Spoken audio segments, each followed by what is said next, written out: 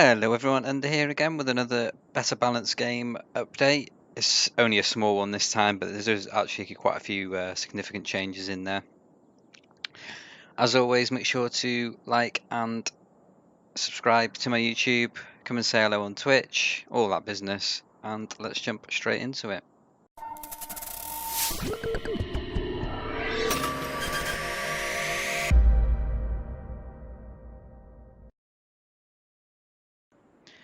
Okay then, first things first, the reversion, is that a word, to the Greek nerf. So in the previous update, they nerfed the Acropolis to only give +1 when adjacent to a city centre. That's now back at +2 again.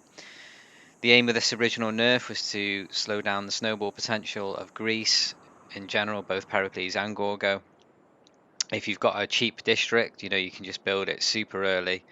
And just the way Civ goes, if you get an early district down and there's not much competition for that district in the game, your stats are just gonna, well, your culture specifically is just gonna go through the roof.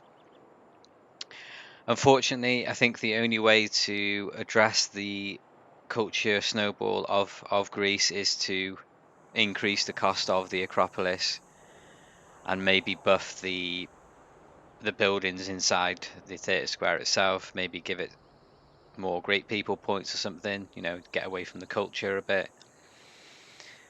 It is the most unfun way of nerfing Greece, but I think it is the best way, especially considering how early you can get Acropolis if you rush it before your first government. Next, we've got Rome's free building comes after Code of Laws. By free building, obviously in 99% of games, that's going to be the monument.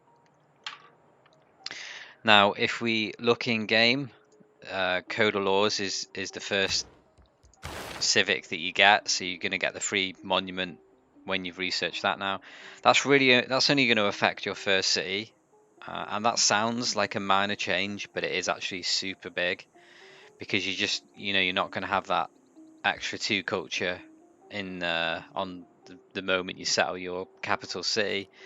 You're going to get to political philosophy that little bit later on. You're probably looking at, well, I don't know off the top of my head, but maybe like 5 or 6 turns. That, if you're doing a legion push, that can be 5 or 6 turns that your opponent isn't going to have oligarchy for +5 and you are. It can be a make or break situation. So, like we said with the Greece thing, that is going to be a quite a significant nerf, I think, to Greece. Whether it's game changing for the Civ or not, I don't think so. Rome does need a bit of a nerf. The better balanced game has previously tried to address legions, but they always got reverted. So it looks like the monument is now the way to go on that. And next we have religious settlement. This is another big one. Religious settlements doesn't give a free settler anymore, and now has changed so its border growth is increased to 50%. This this has just gone from a top tier pick all the way down to never going to be picked at all, I think. Border growth, it can be nice if you've got a lot of good tiles in your third ring, maybe. Whether it's worth picking a Pantheon over, especially if you get first Pantheon like you would have done if you were taking religious settlements anyway, I don't think it's great. In terms of the change itself, like, as weird as this sounds, is actually one of my favorite changes to this patch, because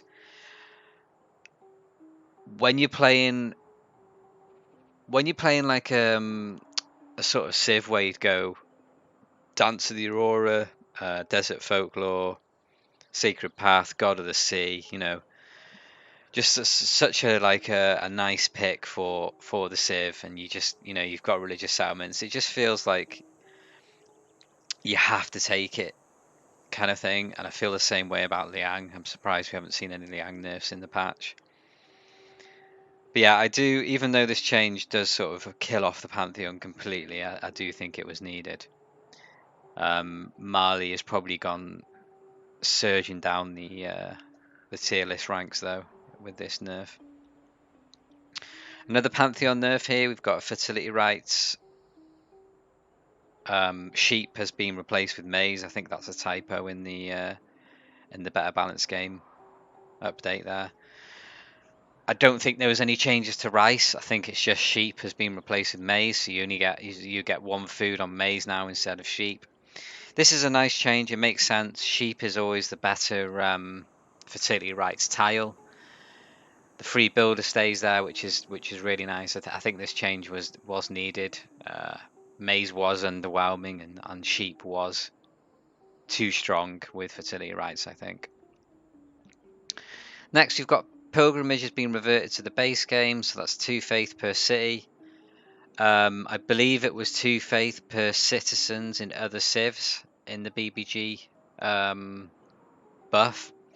I'm not sure why this got nerfed. I guess I don't know. I never really see this picked unless I've completely been missing something. But yeah, not much really to say on that one. Next update, we've got AntiCavs can now zone of control cavalry units. I do like the stance towards buffing anti-cavalry units. I do think they need a buff. Whether this is the buff that they need, I don't really think so. It kind of defeats the purpose of cavalry units logically. I know we're talking about a video game here, but I think the point in cavalry units is to sort of, get in the back line quickly and, ignoring zone of control is what they do, and anti-cavs is exerting zone of control on them. Isn't the best way to approach it. I think a better way would be to either increase their strength, increase anti-cav strength towards cavalry units, or maybe make cavalry units start with a debuff towards anti-cavs, or just have anti-cavs start with the first promotion, which if we have a look in the Civipedia, the first promotion that I'm talking about here is the +5 combat strength versus cavalry units. Okay, moving on, we've got Ethiopia's rock-hewn church gets no base faith and no adjacency from mountains anymore, so it's only going to get adjacency from hills. This is just to tone down some of the insane faith per turn generation that Ethiopia can get. I had my first game of this the other day, and my faith per turn was madness.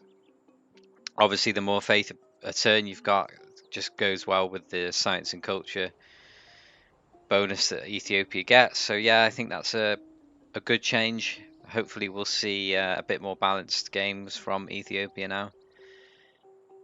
Dutch polders only require 2 adjacent land tiles instead of 3. Bit of a random change, I think this is. I don't think polders are nice if you can build them, but if not, it's not really a big deal. I think Dutch is an okay civ at the moment. It probably does need a bit of love, whether it's in the polders. I don't think so. I think it maybe another +1 or something from its trade route culture, or maybe another +1 adjacency for its districts on rivers. That might be a bit too strong though. It's a nice change though, nonetheless. Next, we've got Coupe no longer gains a free builder when it settles its capital. This is pretty big, actually. The nice thing you can usually do about Coupe is to settle a city with fish in it, upgrade a few fish tiles, and then go scouting with your builder because they get the +2 movement in water. I don't know, like a lot of people do say Coupe is super strong, and I can see why it is, but I don't think it's really in need of a big nerf. And I think it is a difficult civ to try and nerf / address, because its bonuses, if you remove them or change them, it kind of gets rid of the flavor of the civ. But we'll see what happens with that. Tithe has been nerfed to 2 gold instead of 3 gold per city. Tithe is very strong on religious civs that want to spread their religion, because in my opinion there is 2 types of religions. There's the one that you want to keep in your own cities, and then the ones you want to spread. I won't go into that in this video though. So this is part of the spreading religion, and this can basically remove the need to go commercial hubs on a religious civ. So it technically it does free up a district slot on religious civs. This change was needed. 1 gold per city, is it enough? Probably not. I think even Tithe would be picked if it was 1 gold per city instead of 3. But we'll see. And finally, we've got a Scotland buff. It is now giving 10% on 10% production and 15% science with the static cities instead of 5 and 10 respectively. This is just a response to the recent amenity change / nerf that Firaxis added to the game.